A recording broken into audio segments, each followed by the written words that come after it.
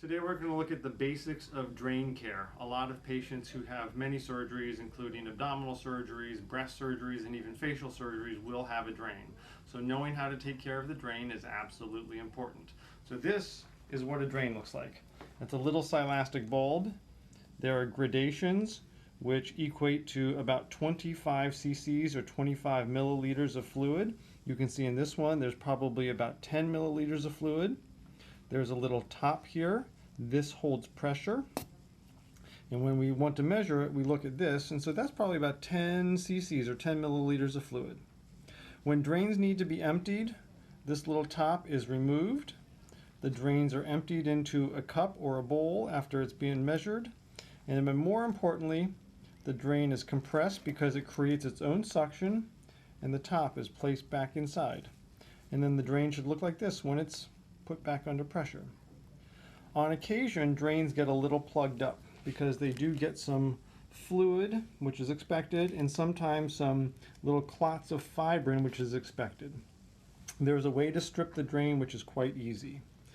At the side that goes towards the body, you squeeze, and then you take your opposite hand, you squeeze a little bit, but not so hard that you can't create a little stripping and backwards pressure.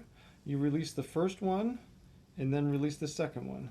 And then you can do it again. Squeeze, strip away, release the first one and the second one. And you can see how it starts to move that little clot away. This drain is ready to be removed, and so I'm just trying to get every little bit of fluid out of here as possible. And you can see on the back side that there's a little bit of clear fluid, which is exactly what we'd expect. For taking care of the drain at the drain site, these are the typical things that we want.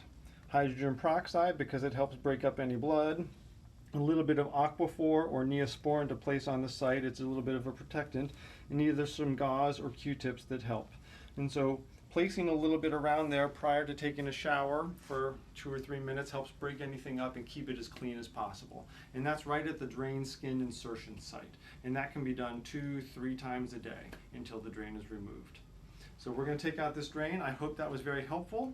And if you need any further assistance, don't ever hesitate to call the office.